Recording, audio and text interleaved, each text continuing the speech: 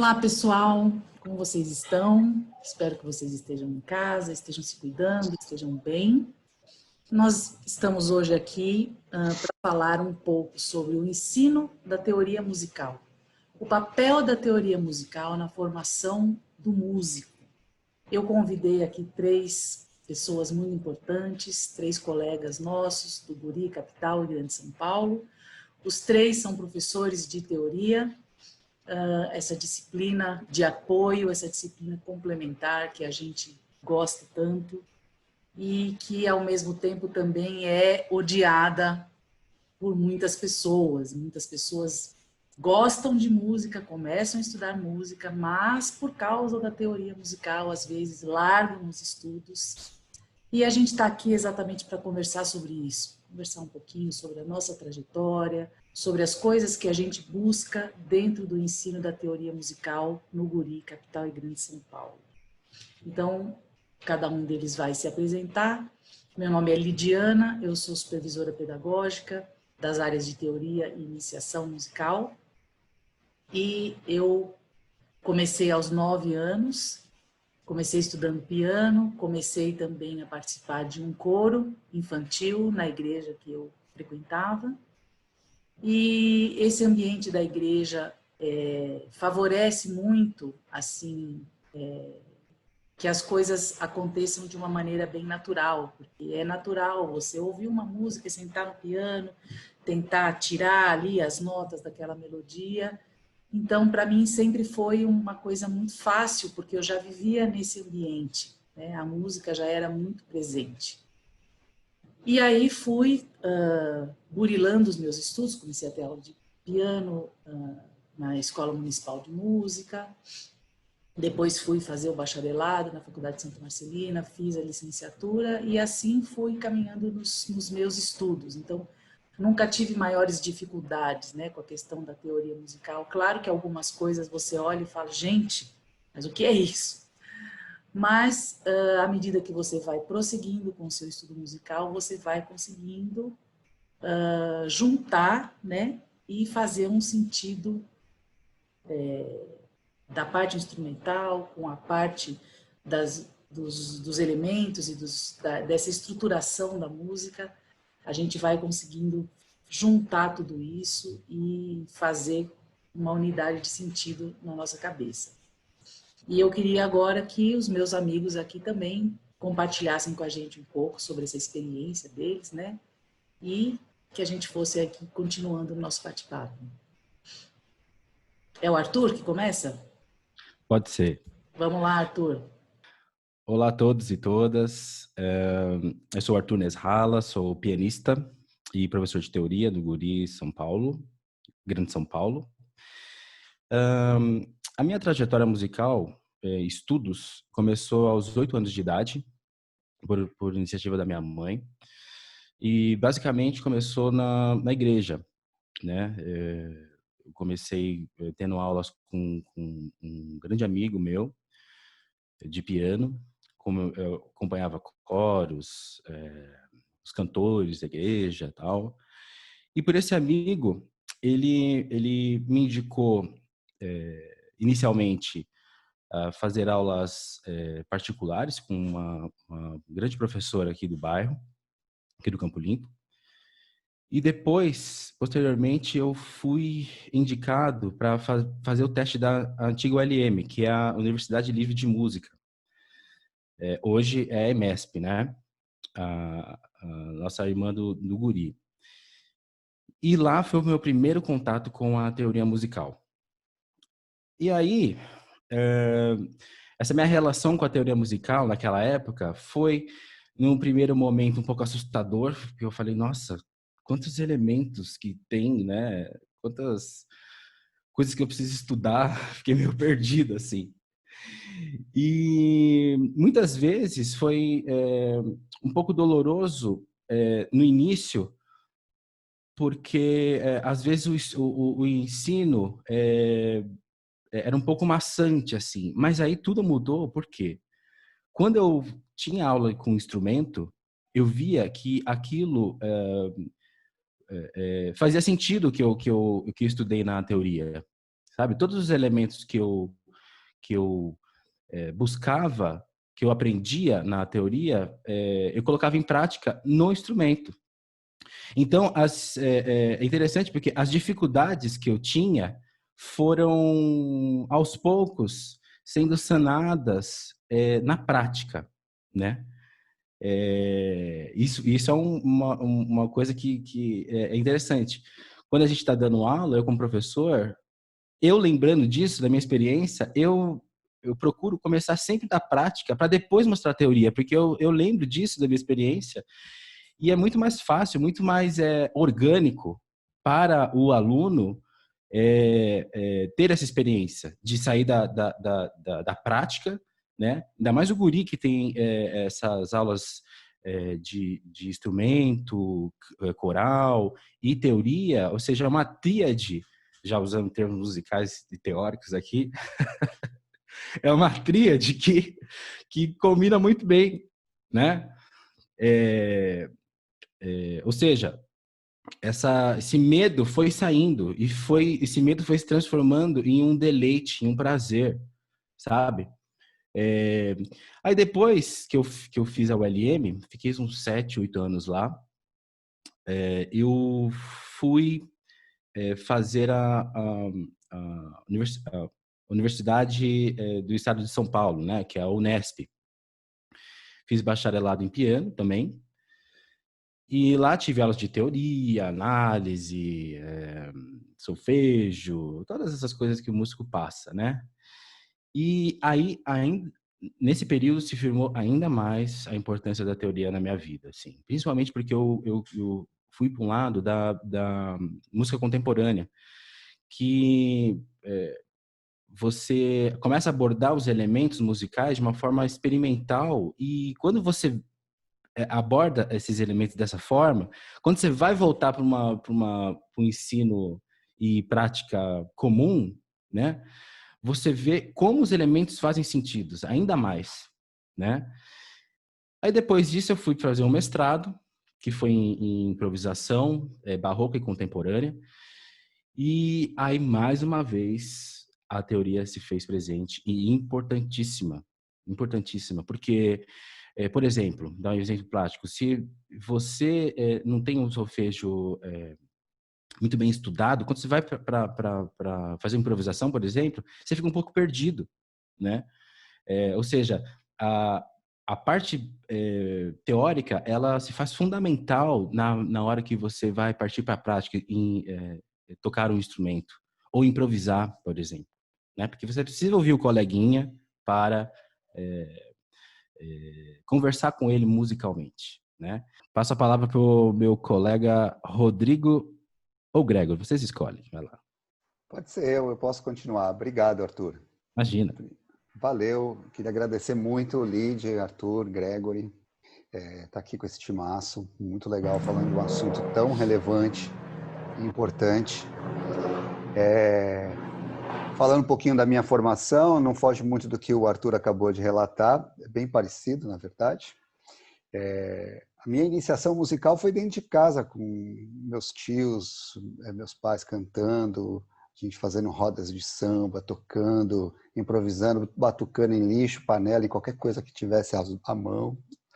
E era sempre muito musical, né, os nossos encontros, e isso foi, para mim, a minha iniciação musical. E aí eu falei, pô, eu quero tocar um instrumento. Aí eu pedi para minha mãe e falei, olha, eu quero tocar violão. E ela me colocou aqui no bairro, num conservatório de violão. E foi meu primeiro contato com a teoria musical.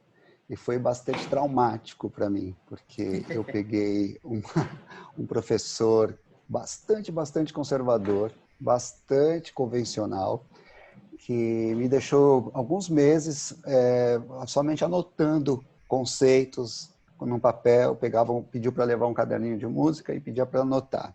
Pentagrama pausa, assim, eu ficava olhando aquilo e falava, o que é isso? Para mim era uma aula de ditado, sabe? Ditado não, ditado melódico, mas ditado mesmo, de língua portuguesa. Porque eu só escrevia. E aí eu cheguei para minha mãe e falei, pelo amor de Deus, nunca mais me leve naquele lugar. E eu larguei o violão, não quis mais tocar. quer dizer, não quis mais estudar, mas eu continuava tocando em casa, e foi, né? E aí, esse chamado da música sempre muito forte, eu descobri que na minha escola tinha uma fanfarra, e entrei na fanfarra da escola para trocar. Comecei com cornetão, depois passei para bombardino, e logo já peguei um trombone, comecei a estudar trombone de vara, e aí entrei na ULM, assim como o Arthur, que é uma escola, ainda hoje como a EMESP, uma referência, uma escola de música. E tive aulas de teoria e percepção com a Maria Zei, né? Eu Que também foi uma tive, hein? das... Sim, ela deu aula para quase todo mundo. É. E naquele momento, as aulas eram aulas teóricas, a gente sabe como eram os formatos das aulas, mas fazia muito mais sentido para mim, porque eu já via aquilo na prática, né? Lá no instrumento no violão, quando o professor falava aquelas coisas, eu não entendia nada porque eu nunca tinha visto aquilo na prática. Aquilo era teoria por teoria. E aí, com a ZI, eu via na prática, naquela época eu estudei com o Marcos Sadal, e eu via na prática aquilo que ela estava falando na teoria. Então, elas se conectavam e faziam sentido. Embora não fosse uma coisa assim, ah, que delícia, prazeroso, foi ótimo. Não, existia uma dificuldade, né? Não posso negar, mas ela era sempre sanada pela questão prática. A prática ajudava a teoria e a teoria ajudava a prática. Era um retorno assim, bastante significativo. Depois dali eu fui para a Unesp também, fiz Unesp, fiz licenciatura e lá tive aulas muito mais aprofundadas de teoria da música, ali com o Marco Pulpo, e que ali fazia ainda mais sentido, porque era o que eu vivia a prática, né? Então eram aulas densas, aulas pesadas, com alguns conceitos bastante densos, assim, mas faziam muito sentido, porque era aquilo que eu vivia, era aquilo que eu estava me formando para ser um educador, e achei que foi bastante importante na minha formação como educador, porque é isso, a nossa formação como educador sempre tem umas lacunas, né? A gente vai criando uns buracos, às vezes a gente já sabe coisas mega avançadas por prática, mas tem coisas assim elementares que a gente deixou passar, e aí hoje a gente olha para trás e fala, nossa, aquilo eu precisava retomar, e aí a gente volta a estudar. Por isso que o educador, ele está sempre se renovando e estudando, não pode parar de estudar nunca, porque essas lacunas não importa onde você fez. Você fez na Juilliard, você se formou no Berkeley, você se formou em qualquer lugar. Vai ter uma lacuna ou outra que vai ali, em algum determinado momento, você vai ter que retomar e rever, porque a sua formação nunca é completa. Ninguém tem uma formação extremamente completa. É por isso que a gente tem que estudar sempre, né? E a teoria auxilia muito nessa percepção de saber aonde eu tenho uma certa dificuldade, por que eu não estou conseguindo tocar de repente uma peça ou outra. Aí eu tenho que retomar ali uma questão de teoria e rever alguns fundamentos que talvez tivessem ficado um pouco assim obscuros, né? Que eu não tivesse entendido muito bem naquele momento, mas que agora está fazendo falta. Então acho que a teoria ela é muito importante. O tema dessa nossa bate-papo é esse, a importância das aulas de teoria na formação de um músico. E eu acho que ela é importantíssima porque ela pode ser assim um divisor de água, que pode ser um gatilho para que a gente se desenvolva e queira estudar, e queira crescer, e queira se tornar um profissional até, quem sabe. Ou ela pode ser um desmotivador total, como no meu caso foi as duas coisas, né? É porque eu fui insistente e continuei, e a música me chamou e eu quis continuar estudando. E aí tive sorte de encontrar alguns ambientes que proporcionaram isso. Por exemplo, se eu não tivesse entrado na ULM, eu talvez não fosse um músico hoje, né? Não sei, porque se eu tivesse ainda somente aquela referência daquele conservatório do bairro que me desmotivou, talvez eu tivesse um violão encostado no armário até hoje, né? Então, a aula de teoria é importantíssima porque ela pode, ao mesmo tempo que te motivar e criar potenciais para os alunos se desenvolverem, ela pode também acabar com o desenvolvimento do aluno. Agora, Legal. Gregory, passo para você aí. Hello, tudo bem, Lid, Arthur, Rodrigo? Oi. Como é que vocês estão?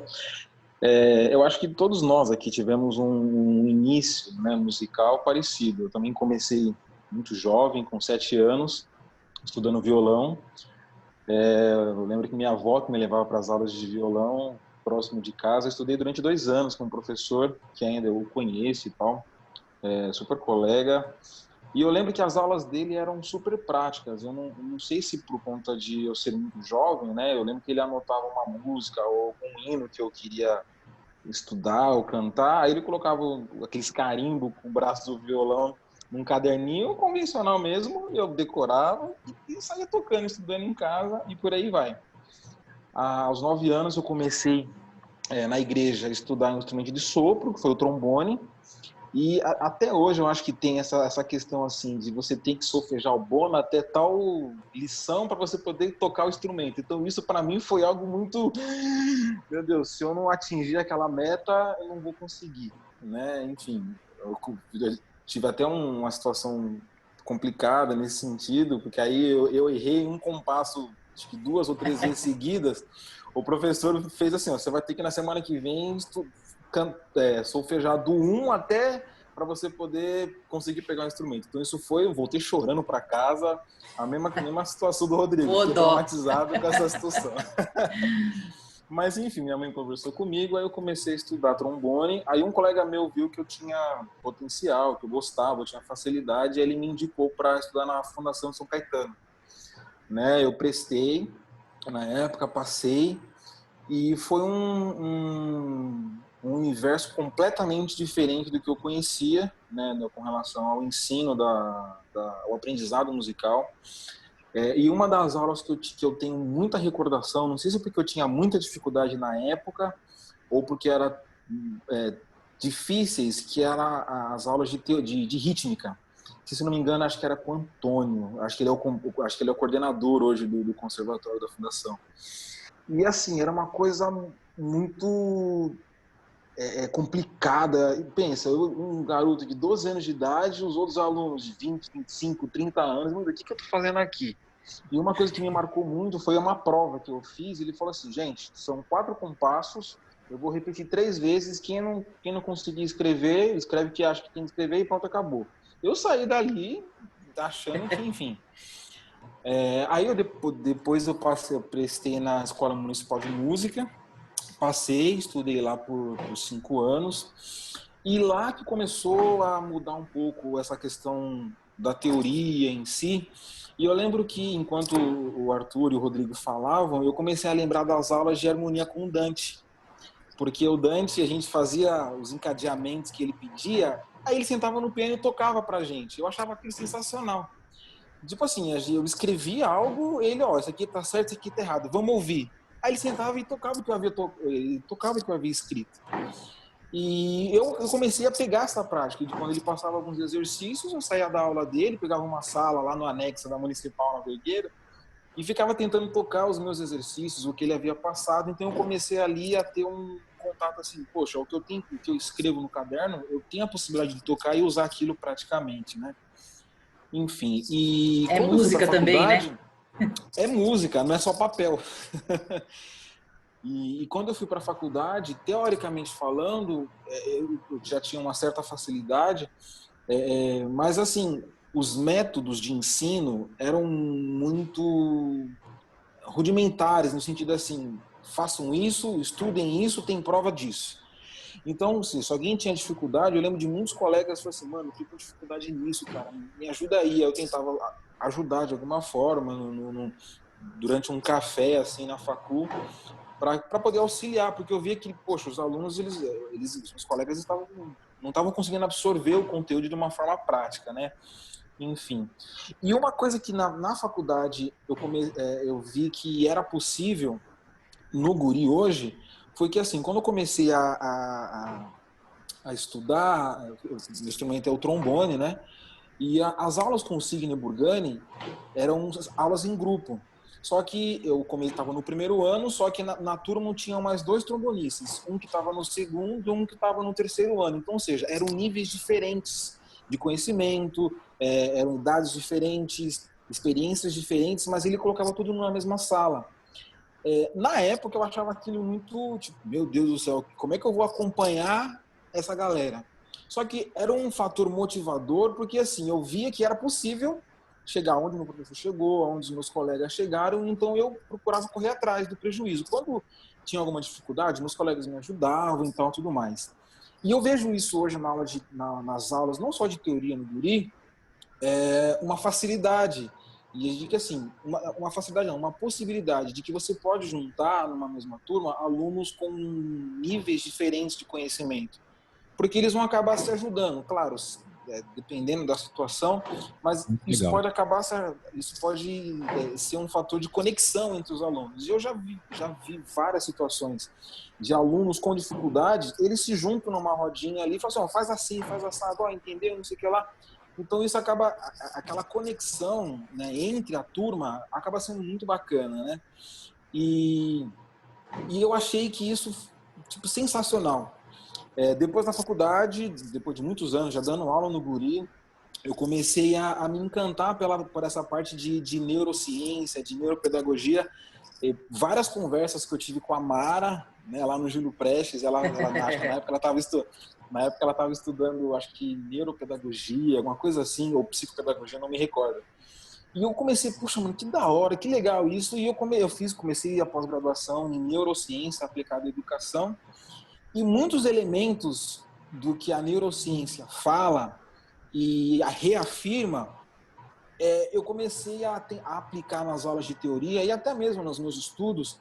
E isso, assim, abriu um leque de opções de aplicação de exercícios e até mesmo de condução de aula.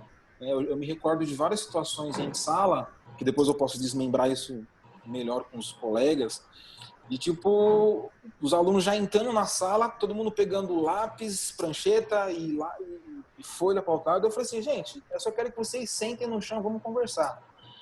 E eu começava a conversar com eles sobre o assunto em questão, só que de uma forma diferente, e eu via que aquilo fluía de uma forma muito melhor, muito mais agradável de você participar, né? Então, a partir desse ponto, né, que eu comecei a ver que a teoria tem muitos estigmas, né? Tem muitos paradigmas, assim, poxa, terroria, meu Deus do céu.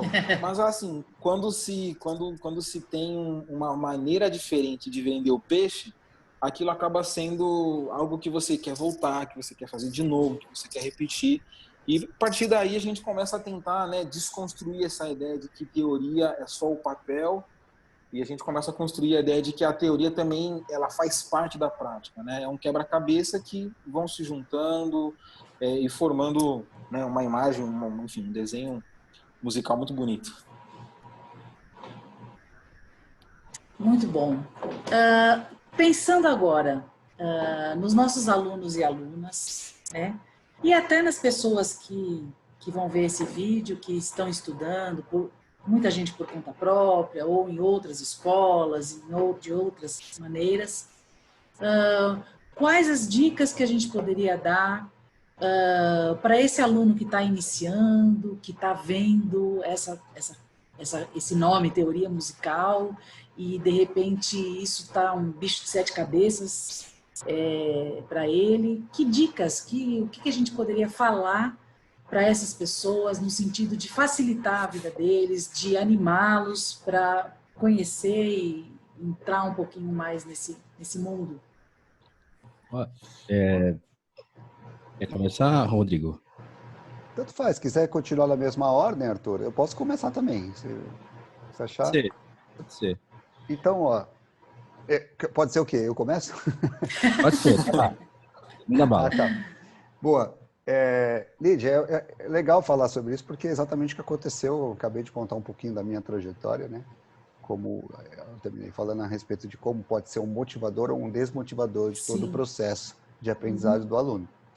Então, quando eu comecei a fazer as aulas de teoria, e para mim foi um super desafio, porque eu entrei no Guri para as aulas principalmente nas aulas de iniciação, né? Essa é a minha área.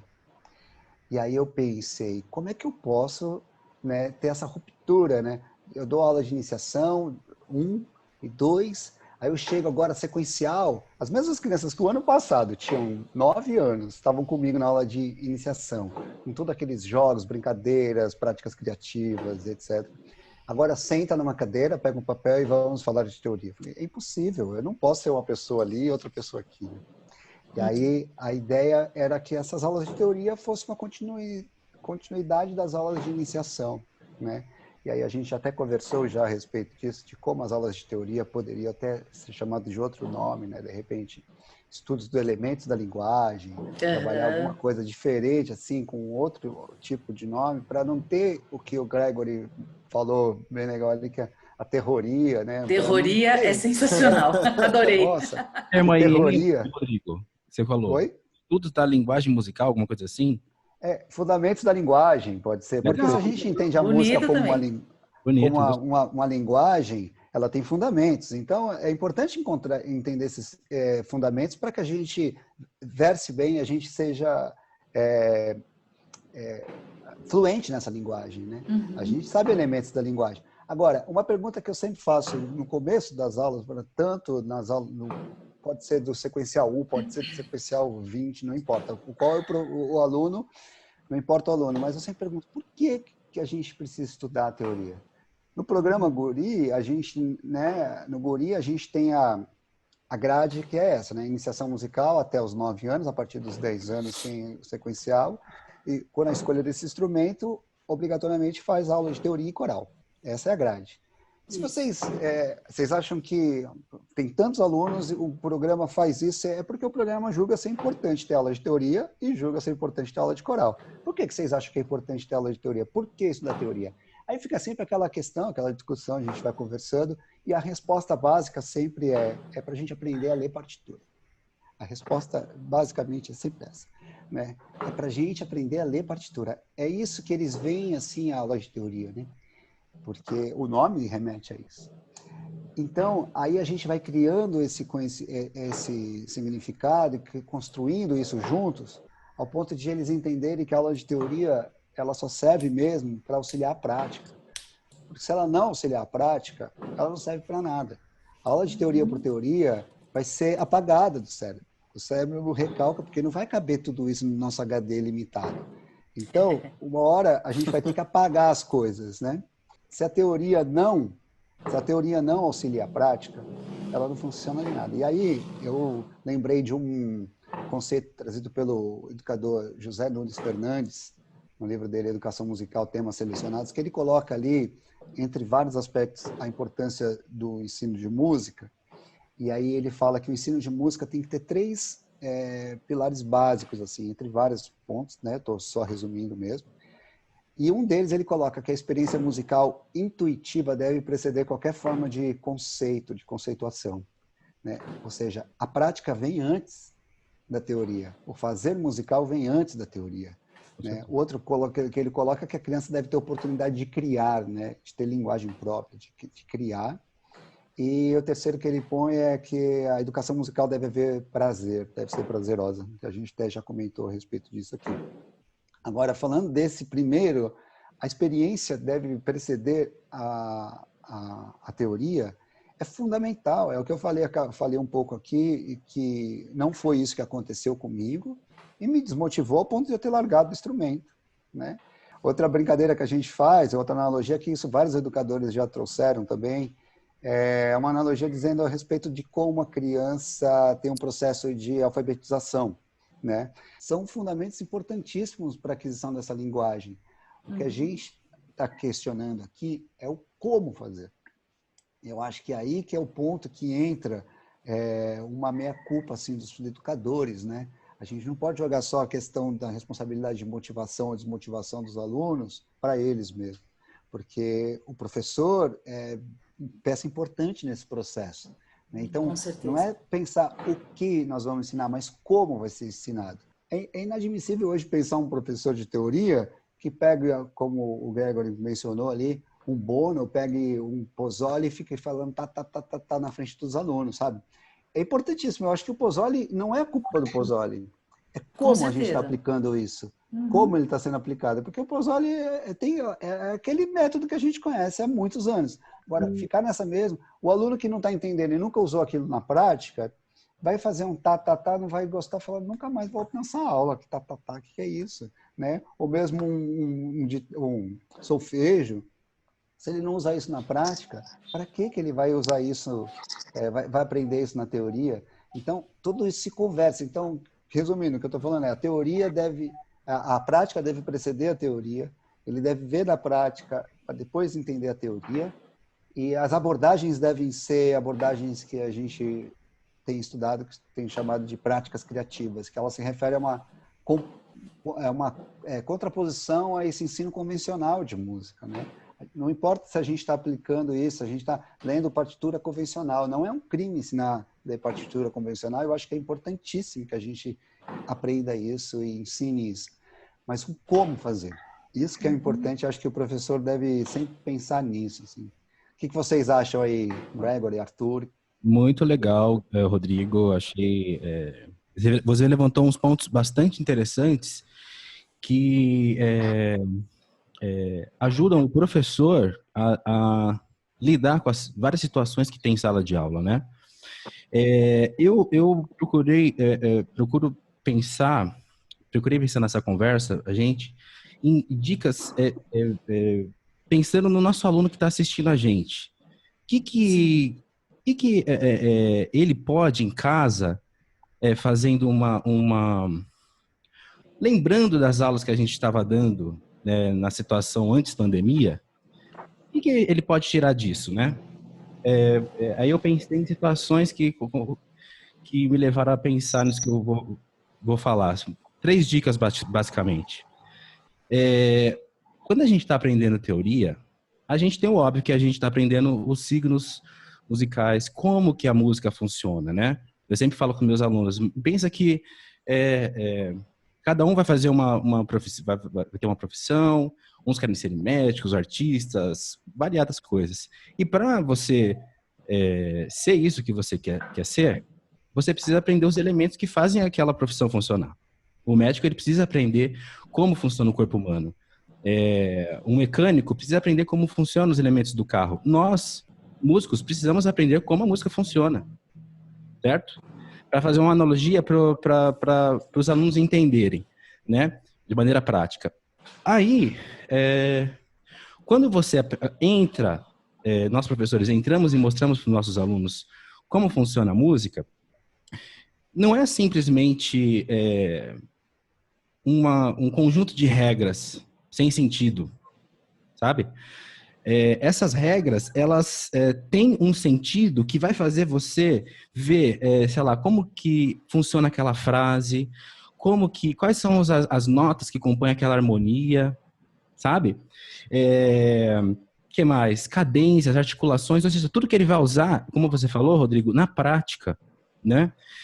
E aí, é importante que você, aluno e aluna que está assistindo a gente, tudo isso que a gente aprendeu e vai continuar aprendendo, que a gente está morrendo de saudade de vocês, é o seguinte, tudo isso que a gente aprende não é só conjunto de regras para não ser usadas, a gente está buscando ter o máximo de conhecimento como a música funciona para a gente tomar decisões na hora de tocar as mais expressivas possíveis, as que são as possibilidades que geram mais musicalidade. Resumindo, o que vai deixar a música mais bonita, certo? É o que vocês... tenho certeza que vocês querem fazer uma música legal, uma música bonita, apresentar, né?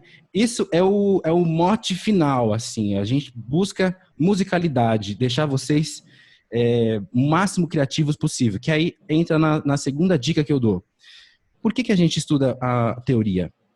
Também, além de aprender os signos musicais, se você tem o conhecimento e se torna senhor desses signos, você começa a ter a possibilidade de criação. Você tem a possibilidade de manipulação. Porque você começa a desenvolver, porque você desenvolve autonomia. Exatamente. Você tem uma autonomia diante daquele signo, diante daquela partitura. Você exatamente. tem elementos para executar, para fazer aquele pedaço de papel virar arte e virar música. Exatamente, exatamente. Se você tem um domínio que você vai ter estudando teoria, né? Você pode usar esses elementos que você aprendeu, que você está dominando, para criar sua própria expressão musical. Entendeu? Como que você pode criar isso? Você pode, pela composição, né? Que a gente pode fazer em sala de aula, sei lá, nas minhas aulas eu abordo ditado rítmico ou leitura rítmica, sempre propondo para eles criarem as próprias gestos rítmicos para a gente cantar ou tocar no instrumento de percussão, por exemplo. Ou seja, a partir do momento que você sabe como faz, você pode fazer, certo? Você tem autonomia para isso. E, como eu falei na minha fala anterior, tem a composição e tem a improvisação também. Porque se você, por exemplo, está estudando lá as alturas, as notas, como identificá-las auditivamente, aí quando você vai na prática, fazer uma improvisação, por exemplo, que é tocar com outro colega, música na hora, né, em tempo real, você precisa estar atento com o seu ouvido ali, ó, ouvindo, agora ele fez o acorde maior, então posso, sei lá, fazer a dominante desse acorde para virar outra coisa, sabe? E essa percepção você só vai ter se você estudar, né? E leva também a uma coisa colaborativa, né? E a última dica que eu dou muito importante, gente. Você tem que ter em mente que o tempo, ele é muito importante. O tempo e a disciplina. Se você encarar e abraçar essa disciplina, que não é uma coisa que você ficar repetindo horas sem nenhum sentido. Aí já entra outra dica. Quando você for repetir alguma coisa, algum exercício, busca sempre a variação, porque a variação na música é muito importante. Quando as melhores músicas, elas têm uma variação muito interessante que vai gerar atração no ouvinte. O ouvinte ele fica mais... presta mais atenção no que você está falando se você tem uma variação maior naquilo que você está fazendo. Inclusive, e isso entra no estudo. Se você ficar estudando a mesma coisa, da mesma maneira, vai chegar uma hora que você vai cansar, vai chegar uma hora que você vai achar chato, e aí corre o risco, como aconteceu com o Rodrigo, de ele desistir. Né? Ainda bem que você voltou, Rodrigo. Certo? E eu creio que o Rodrigo e o Gregory concordam comigo. Se você varia o seu estudo, né? Você consegue ter um prazer muito maior, né? E a última dica, já para passar para o meu colega Gregory, é de você acolher o erro. Não se frustre com o erro. O erro é muito importante, pelo óbvio já. Como é que você vai saber se você acertou se não existe o erro?